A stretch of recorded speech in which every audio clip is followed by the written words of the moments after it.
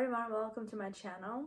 This is my first ever video in this channel, which is why I'm a little nervous. I'm very happy that you're here and I'm really excited to share all of my techniques and methods that I use to make a nice drawing or painting and any kind of piece of art.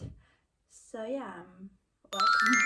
For those who just started following me, I started talking about the colors. If you guys were watching my previous shorts, you maybe know that I talk a lot about colors, how we can get one color by mixing several other colors. So today, this is exactly what we're gonna get into. Today we're gonna actually work with a reference, and I will be showing in a piece of paper what kind of colors we can mix in order to achieve a specific shade of a color. I just wanted to also quickly show you my drawing that I used by using this reference that I will be showing you in a minute. This is basically the drawing of Adriana Lima. I'm sorry the drawing is not really ideal because of the hair.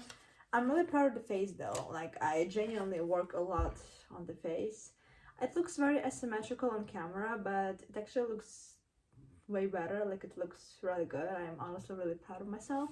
And I will be showing you the reference that I used from the internet, so we can be working with the colors, and I will be showing you what colors I used. So this is the paper we're going to be using for mixing the colors. And today we're going to be using pencils. As you can see, they're not really aesthetic, and just basically the collection of all the pencils that I have. What I like to do first is basically figure out what I like to call the basic color. The basic color is the color that is the most obvious to our eyes. In this case, it will be like orange or beige. In this case, since that we have two obvious colors, which is basically the mixture of beige and orange, we're gonna be using them at the same time. So we're just gonna mix orange and beige together, just mixing.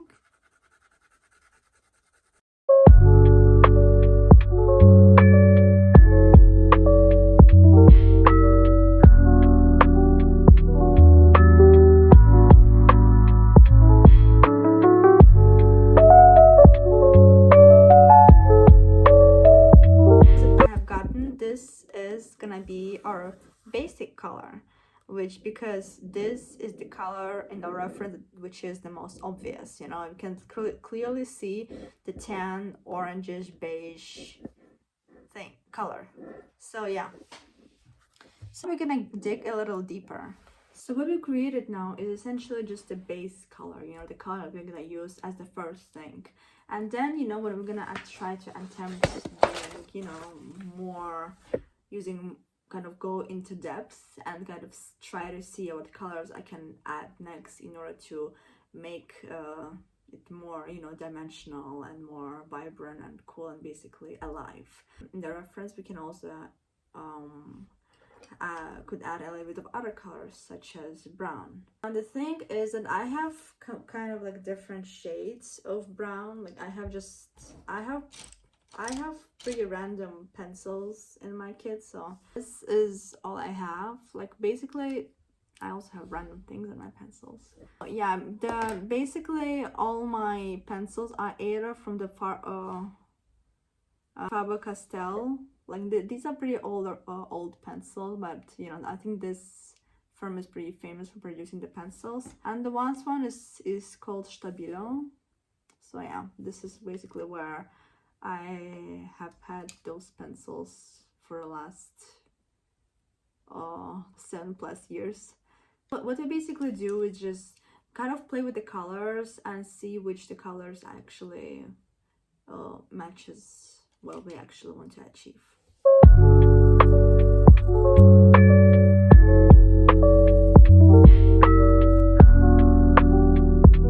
What I got now is this color, and I know it looks very dark on the blank sheet of paper, but trust me, when we actually apply it on her skin, this is the color that's actually gonna be, you know, the base color of her skin. In some areas you can use the colors very lightly because of the light that's like in her T-zone, for example, or here it's the very luminous parts of her skin, where you can use the colors very lightly and not too intensely.